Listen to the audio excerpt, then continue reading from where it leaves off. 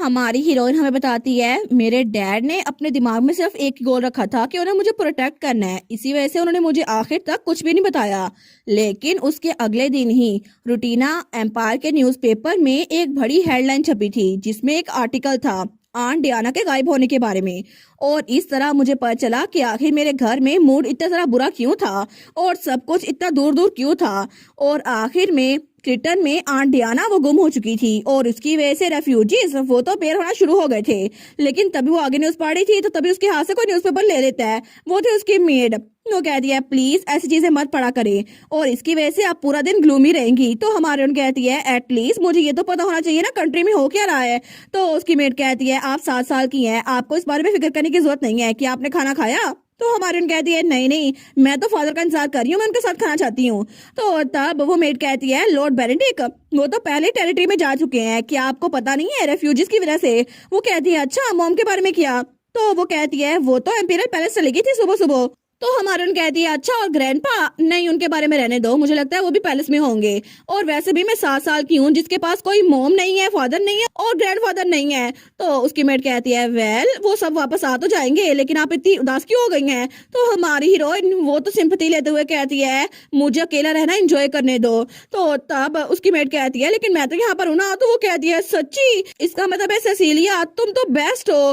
तो उसकी मेड कहती है आप फिक्र ना करें, मैं हमेशा आपकी साइड पर हूँ लेडी सेसिया। तो हमारी उन कहती है सेसिलिया सच में अगर तुम यहाँ पर हो तो क्या मैं ग्रे हाउस जा सकती हूँ। तो उसकी मेड कहती है नहीं। वो कहती है क्यों क्यों नहीं। तो उसकी मेड कहती है हर किसी को लगता है कि लेडी डियाना के गायब होने के पीछे आपके ग्रैंडफादर का हाथ है। इसी वजह से अगर आप वहां पर गई तो कोई भी आपको वेलकम नहीं करेगा और इसी वजह से आप वहां पर बिल्कुल पुरसुकून नहीं रहेंगी। तो हमारे उन कहती है फिर भी मैं इनोक की फियांसे या जो कुछ मर्जी कहो वो हूँ ना। तो मैं इनोक से मिलने के लिए वहां जाना चाहती हूँ। तो क्या मैं वहां पर जा नहीं सकती, क्या वो मुझे अच्छे से ट्रीट नहीं करेंगे। तो उसकी मेड कहती है नहीं आप वहां बिल्कुल नहीं जाएंगी। वो कहती है फिर ठीक है मैं जाकर स्वॉर्डमैनशिप की ट्रेनिंग करती हूँ। तो उसकी मेड कहती है ये तो अच्छा आइडिया है। और थोड़ी देर बाद हमारी हीरोइन ट्रेनिंग ग्राउंड में आ गई थी लेकिन उसने उस पुतले के ऊपर इनोक की पिक्चर लगाई हुई थी। वो सोचती है मुझे तो अब इनोक के लिए बुरा लग रहा है तो मैं इस पिक्चर को यूज नहीं कर सकती। लेकिन तभी उस पुतले को देखती है। वो सोचती है एक मिनट अभी मैं इस बारे में सोच रही हूँ, तो ये पुतला ये तो तब से मेरे साथ है ना। तो तब वो कहती है सिर्फ तुम ही मेरे साइड पे रहते हो, सब लोग मुझे छोड़ के जा चुके हैं, सिर्फ तुम ही हो मेरे पास ना मॉम है ना डैड है ना ग्रैंडपा है, हालांकि वो सारे जिंदा है लेकिन फिर भी। तो तब उस पुतले को गले लगाते हुए कहती है मेरे दोस्त। लेकिन तभी वो पुतला वो पूरा का पूरा टूट गया था। तो वो कहती है क्या, और तभी वो नीचे गिर गया था। वो कहती है सारे वक्तों में से अभी क्यों, सब लोग मुझसे दूर हो गए हैं लेकिन तुम्हें भी वही नीचे गिरना था। तो वो नीचे बैठ के रोने लग जाती है। वो कहती है ग्रैंडपा मॉम डैड क्रिटन के इमोशन कितने स्केरी है ना, मुझे तो इनोक की टेंशन हो रही है, मैं तो पागल हो जाऊंगी। लेकिन तभी वो बेचारी तो बेहाल हुई हुई थी। तो तभी वहां पर पीछे कोई आता है। वो कहता है अच्छा तुम इतनी अपसेट क्यों हो कि तुम रोई जा रही हो। तो वो कहती है क्या कौन आ गया। लेकिन जैसे वो पीछे देखती है ना तो वहां पे उसका ग्रैंडपा खड़ा हुआ था और वो स्माइल कर रहा था। वो अपने ग्रैंडपा को देखती है। वो कहती है क्या ग्रैंडफादर, और जल्दी से अपने ग्रैंडपा को चिपक जाती है। वो कहती है ग्रैंडपा मैंने आपको कितना मिस किया। तो उसका ग्रैंडपा कहता है ये देखो मेरी प्यारी बच्ची, तुम्हें किस बात की टेंशन हो रही है। वो कहती है मैंने सुना था आप इंपीरियल पैलेस गए हैं, क्या कुछ सीरियस हुआ है ना, कुछ नहीं हुआ ना। तो उसका ग्रैंडपा कहता है मैंने डिसाइड किया है कि मैं अपना टाइटल रिस्पॉन्सिबिलिटी की वजह से छोड़ दूंगा। तो वो कहती है क्या लेकिन क्यों, आखिर आप इतनी कैजुअली ये बात कैसे कह सकते हैं। और उसके रोने की वजह से उसके ग्रैंडपा की शर्ट पे वो निशान छप गए थे। वो कहती है क्या इतनी बड़ी डील है कि आप बिल्कुल भी एक ड्यूक नहीं रहेंगे। तो उसका ग्रैंडपा कहता है टाइटल मिलने कोई अहमियत नहीं रखता क्योंकि मेरी तलवार मेरे पास है और जिस तरह मैं रह रहा हूँ ना इससे प्रूव होता है मैं कैसा इंसान हूँ। तो वैसे भी ये कहना बिल्कुल ठीक होगा कि अगर मैं ड्यूक ना भी हुआ फिर भी मैं एक अच्छा इंसान हूँ। और वैसे भी मेरे पास इतनी लवली ग्रैंड डॉटर है तो क्या इस बात से कोई फर्क पड़ता है कि मैं ड्यूक हूँ या फिर नहीं। तो हमारी सोचती है सिर्फ तलवार और जीने का तरीका यही मैटर करता है कि आप कौन है। तो उसका ग्रैंडफादर कहता है याद रखना सेर्सिया, अगर तुम बिल्कुल सीधी खड़ी रही और तुम्हें पता है कि तुम जो कर रही हो बिल्कुल ठीक है तो फिर तुम्हें कोई भी टेंशन नहीं होगी, चाहे तुम कोई ड्यूक बनो या फिर नहीं। तो उसको नीचे उतार देता है।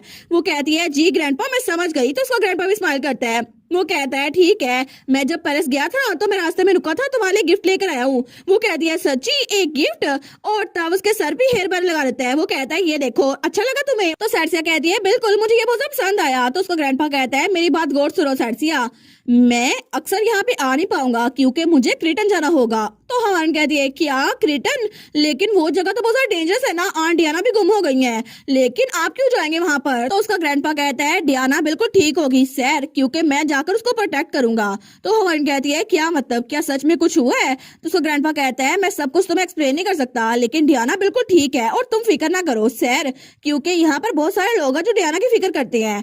तो हमारी सरसिया वो कहती है अगर ऐसा भी है ना, आप बहुत ज्यादा बिजी हुए फिर भी आपको हर साल मेरी बर्थडे पे वापस आना पड़ेगा, और इस साल तो मैं बहुत ज्यादा सैड थी क्योंकि आप यहाँ पर नहीं थे। वो कहता है ठीक है मैं वापस आ जाऊंगा। तो हमारी कहती है ठीक है, तो फिर ये पक्का वादा हुआ, और तब वो रोने लग गई थी। वो कहता है ठीक है मेरी प्यारी बच्ची, मैं ऐसा ही करूंगा। लेकिन तभी वहां पे हमारी हीरोइन के पेट से आवाज आती है। वो कहता है किया ये कैसी आवाज है? तो हमारी कहती है अच्छा मैंने खाना नहीं खाया ना, शायद इसी वजह से आई होगी। लेकिन तभी उसका ग्रैंडपा कहता है किया आखिर किसकी हिम्मत हुई कि तुम्हें खाना नहीं खिलाया? और उसके ग्रैंडपा तो बहुत ज्यादा गुस्से में आ गए थे। वो सोचती है मेरे ग्रैंडफादर के लिए खाना बहुत ज्यादा इंपॉर्टेंट होता है, इसी वजह से उनको भूल गया था कि वो मॉम के साथ कोल्ड वार में है। इसी वजह से उन्हें मॉम और डैड को बुलाकर उन्हें डांटना शुरू कर दिया। उन्होंने तो मेरी भी एक बात नहीं सुनी। ऑफ कोर्स मेरी मॉम के लिए भी खाना बहुत ज्यादा इंपॉर्टेंट है, इसी वजह से वो भूल गई थी कि वो ग्रैंडपा पे गुस्सा है, और उन्होंने ग्रैंडपा से माफी मांगी क्योंकि मैं भूखी थी। लेकिन उसके बाद मुझे खाने के लिए कुछ दिया गया, और इसीलिए मुझे लगता है कभी कभार खाना स्किप कर देना इतना भी बुरा नहीं होता। यही मैंने सीखा था। लेकिन पिछली लाइफ में कोई भी मेरे पास फैमिली नहीं थी जो मुझे अकेला पाकर मेरे लिए कोई टेंशन लेती, लेकिन इस बार हर कोई मेरी फिक्र कर रहा है, हालांकि मैंने बस एक खाना ही तो स्किप किया है। तो तब वो खाना खाते हुए सोचती है इस बारे में मैं ग्रेटफुल हूँ, फिर भी मेरे दिल में एक अनरिजॉल्व कॉर्नर है। वो सोचती है इनोक तो इस वक्त अकेला होगा ना, पता नहीं मैं उससे कब मिल पाऊंगी, और एक महीना एक साल पता नहीं कितना टाइम हो जाएगा, लेकिन क्या उसने खाना खाया होगा? मैं तो खा रही हूँ। और थोड़ी देर बाद उसकी मेड वहां से जा रही थी। वो कहती है आराम से रेस्ट करना लेडी सरसिया। तो हमारन कहती है ठीक है, उसको बाय कर रही थी। लेकिन तभी वो कहती है लेडी सरसिया। तो हमारन कहती है हाँ क्या हुआ?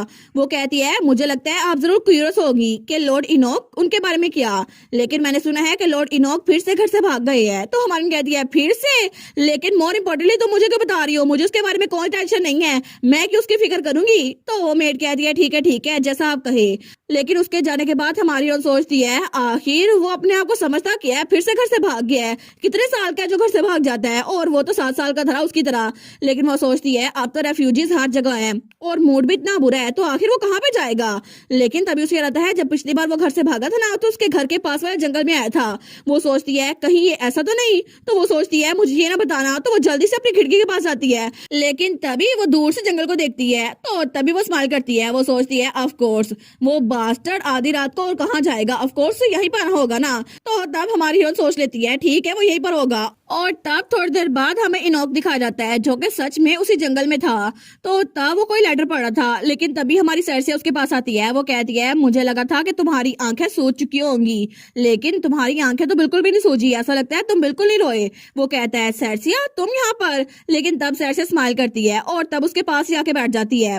वो कहता है क्योंकि मैं बिल्कुल भी रोया नहीं था। तो हमारी कहती है अच्छा लेकिन तुम पढ़ क्या रहे थे? वो कहता है कि मेरी मॉम ने मुझे लेटर भेजा था, मैं वही पढ़ा था। तो तब वो कहती है क्या तुम्हें कंफर्ट चाहिए? वो कहता है नहीं मैं बस थोड़ा सा रेस्ट करना चाहता हूँ। हमारी कहती है अच्छा ये बात है। तो तब वो भी वहां पे लेट गई थी। वो सोचती है पता नहीं मुझे इस बारे में क्या कहना चाहिए, क्या मैं उससे वैसे बात करूं जैसे मैं यूजली उससे बात करती हूँ? तो तब इनोक कहता है जब मेरी मॉम की गायब होने की खबर डैड को मिली ना, तो वो कोलैप्स कर गए। वो कहती है क्या अंकल एडवर्ड अब वो ठीक है? वो कहता है हाँ बिल्कुल फिक्र ना करो, लेकिन मैं तुम्हें इसलिए बता रहा हूँ क्योंकि तुम क्यूरियस हो कि मैं क्यों नहीं रोया था। वो कहती है क्या मतलब? तो तब हमारा इनोक कहता है जब फादर कोलैप्स हुए ना, तो मैं बस वहां पे बैठ के रो नहीं सकता था क्योंकि रोने से कोई मसला हल नहीं होगा, और इसी वजह से मुझे अपनी फैमिली की टेंशन हो रही थी। तो हमान कहती है अच्छा ये सच तो है, लेकिन वो सोचती है तो इसकी फैमिली के लिए इसको टेंशन हो रही है। लेकिन तब वो कहती है इनोक तुम्हारे बारे में क्या तुम ठीक हो? वो कहता है वैसे भी मैं अपनी मोम से अक्सर कभी कभार ही मिल पाता था, तो मुझे याद भी नहीं है कि पिछली बार मैंने उससे सही से बात कब की थी, और इस बार भी ऐसा ही होगा, लेकिन मैं कुछ लंबे अरसे तक उनसे बात नहीं कर पाऊंगा, मैं ठीक हूँ। वो कहती है इनोक तुम सच में मुझे ठीक नहीं लग रहे। लेकिन इनोक वो वहां आराम से लेटा हुआ था, उसको तो जैसे कोई टेंशन ही नहीं थी। वो कहता है नहीं सरसिया मैं बिल्कुल ठीक हूँ, और उठते हुए कहता है मुझे किसी बात की टेंशन नहीं है। लेकिन हमारन कहती है आंट डियाना कितनी मीन है। वो कहता है क्या? तो हमारन कहती है उन्होंने कहा था वो तुमसे मिलने के लिए आएंगी, लेकिन अभी ये ऐसा क्यों हुआ? तुम तो उनका इंतजार कर रहे थे ना, और मैंने देखा था तुमने हंटिंग कंपटीशन में कितनी ज्यादा मेहनत की थी, लेकिन फिर भी वो ट्रेनिंग किसी काम नहीं आई क्योंकि आंट डियाना वो गायब हो चुकी हैं और उन्हें क्या पता कि तुम पूरा दिन और रात कितने चक्कर लगाते थे ग्राउंड के। वो कहता है चक्कर? वो कहती है नहीं नहीं, मेरा ये पॉइंट नहीं है। मेरा पॉइंट ये है कि चाहे कुछ भी हो जाए उनको यहाँ पे आना चाहिए था क्योंकि उन्हें तुम्हारे पास आना चाहिए था। लेकिन तब इनोक वो कहता है अच्छा तुम्हें ऐसा लगता है, लेकिन तब वो थोड़ा कांपने लग गया था। वो कहता है तुम ठीक कह रही हो, मोम को यहाँ पे आना चाहिए था चाहे कुछ भी हो जाता, लेकिन अगर वो मुझे इंतजार करवाना चाहती है ना तो फिर जब वो वापस आएंगी ना मैं भी उनसे नहीं मिलूंगा। तो हमारी हम सोचती है कि यार इसको क्या हुआ, तो वो चिल्ला कहता है मेरी मोम अगर वापस आई भी मैं उनसे मिलूंगा नहीं, मैं भी उनको इतना इंतजार करवाऊंगा जैसे उन्होंने मुझसे इंतजार करवाया। लेकिन हमारी हम सोचती है इसको अपनी मोम से नफरत हो रही है, लेकिन वो लड़का जो मेरी पुरानी लाइफ में था वो भी तो बिल्कुल ऐसा ही था ना। तो तभी उसे याद आता है जब इन्वेस्टिगेशन रूम में थी तो तब वो टेबल पे हाथ मारते हुए कहती है आखिर तुम उसके अंडर काम कैसे कर सकते हो? ये सब कुछ इसीलिए ना क्योंकि उसने तुम्हारी मोम को मारा था और तुम्हें रिवेंज चाहिए था। और मैं तुम्हें बता रही हूँ मैं एक डिटेक्टिव हूँ, मैं उस बास्टर को जेल के पीछे भेज के रहूंगी। लेकिन वो दिल में सोचती है बिल्कुल तुम उसके राइट हैंड मैन हो, मुझे उसके बारे में हर चीज बता दो क्योंकि तुम्हें भी अपना रिवेंज चाहिए और मुझे भी, तो तुम उसके लिए काम कर रहे हो डोयुन। लेकिन तब वो लड़का वो हंसने लग जाता है। तो हमारी कहती है कि ये हंस क्यों रहा है? लेकिन वो हंसते हुए कहता है आपकी ये साइड बहुत ज्यादा फनी है डिटेक्टिव, मुझे लगता है कि आपको गलतफहमी हुई है, आपको लगता है कि मुझे मेरी मोम का रिवेंज चाहिए, ऐसा कुछ भी नहीं है। तो हमारी कहती है फिर तुम आखिर उसके पीछे क्यों हो, तुम उसके लिए काम क्यों कर रहे हो? वो कहता है मेरी मॉम ही वो थी जिन्होंने मुझे धोखा दिया और यहाँ से भाग गई सारे के सारे पैसे लेकर, और उनकी वजह से मैं ऐसी जिंदगी बसर कर रहा था, लेकिन आखिर मैं उस इंसान से बदला क्यों लेना चाहूंगा जिसने मेरी माँ को मार डाला? हालांकि मेरी माँ ने मेरे लिए कभी भी अच्छा नहीं किया था, आपको गलतफहमी हुई है डिटेक्टिव, और मैं अपनी माँ का बदला बिल्कुल नहीं लेना चाहता, मैं तो अपनी माँ से बदला लेना चाहता था। तो डिटेक्टिव कहती है क्या? लेकिन तभी प्रेजेंट में हमारी हीरोइन वो सोचती है मैं फिर से इनोक को देखकर उसी बास्टर के बारे में सोच रही हूँ, मैंने प्रॉमिस किया था ऐसा कभी नहीं करूंगी, लेकिन सिचुएशन कभी भी सेम नहीं होती। तो तब इनोक कहता है मैं अपनी मोम से बदला लूंगा। वो कहती है एक मिनट रुको, तुम ऐसा क्यों करोगे? रिवेंज का मतलब क्या? मतलब तुम कैसे बदला लोगे? वो कहता है मैं एम्पर की स्वॉर्ड की पोजीशन लूंगा और ये पोजीशन कभी भी किसी ग्रे को नहीं मिली, इसी वजह से मेरी मोम को पछतावा होगा, उनको पछतावा होगा कि मैं उनसे मिल नहीं पाया, उनको पछतावा होगा कि वो मुझे ट्रेन नहीं कर पाई, इसी वजह से मैं कभी भी उनके साथ तलवारबाजी नहीं करूंगा, उनको पछतावा होगा मैं उनके साथ कंपटीशन नहीं कर रहा। तो हमारी सोचती है अच्छा ये बात है, लेकिन तब वो कहती है ये तो बहुत ज्यादा स्केरी रिवेंज होगा बेचारी आंट। लेकिन तब वो दिल में सोचती है इनोक डिफरेंट है, वो उस आदमी जैसा नहीं है बिल्कुल भी नहीं, और उसके लिए रिवेंज का मायने और है। तो तब इनोक कहता है सेर्सिया अब से मैं और स्ट्रॉन्गर बनने वाला हूँ तो तुम भी मेहनत करना ठीक है? वो कहती है अच्छा लेकिन क्या मतलब? वो कहता है मुझसे हार मत जाना। तो हमारी उन कहती है क्या इस सीरियस माहौल में भी इसको मजाक सोच रहा है? इसका चेहरा देखकर तो मुझे लगता है कोई भी लड़की इसके मुंह पे मुक्का मार देगी, लेकिन तभी वो उसको मारना शुरू भी कर देती है। वो कहता है बस कर दो, लेकिन उनकी आवाज पूरे जंगल में गूंज रही थी। और तभी उनके ऐसे लड़ते लड़ते ही डायरेक्ट हमें 11 साल बाद का सीन दिखा जाता है जब हमारी सेर्सिया वो जमीन पे लेटी हुई थी और तब वो तलवारबाजी में हार गई थी। लेकिन तभी कोई कहता है ऐसा लगता है कि मैच डिसाइड हो गया, इस बार भी मैं ही जीता। और तभी उसके सामने कोई आता है और वो था हमारा इनोक जो कि अपनी तलवार वापस रखता है। वो कहता है सेर्सिया मैं जीत चुका हूँ। और तब इनोक ग्रे वो 18 साल का हो चुका था और काफी ज्यादा हैंडसम भी। लेकिन हमारी हीरोइन उठते हुए कहती है रिडिकुलस ना मानो, अभी तक ये खत्म नहीं हुआ। और सेर्सिया एम्बलम वो भी 18 साल की हो चुकी थी। लेकिन तभी वो उसकी तरफ हाथ बढ़ाते हुए कहता है अपने आप को थकाओ मत, इस तरह तुम हमेशा हार जाओगी। लेकिन तभी हमारी सेर्सिया उसको तो बड़ा गुस्सा था। वो सोचती है मैं इसको एडमिट नहीं करना चाहती, लेकिन जितना भी मैं इस बास्टर को देखूं ना मेरा दिल करता है कि इसको जान से मार डालूं क्योंकि ये हमेशा मुझसे ज्यादा स्ट्रॉन्ग और टालर बनता जा रहा है। लेकिन तब वो दिल में सोचती है अनोइंग, ये कितना अनोइंग है ना। लेकिन तब वो कहता है सेर्सिया क्या हुआ, हाथ पकड़ो मेरा। तो वो कहती है ठीक है चलो आज इसको जाने देते हैं। वो सोचती है पता नहीं क्यों लेकिन मैं इनोक को हरा ही नहीं पा रही। अब इतने सालों बाद इनोक मुझसे ताकतवर और मुझसे लंबा बन गया है, पता नहीं मैं इसको हरा क्यों नहीं सकती।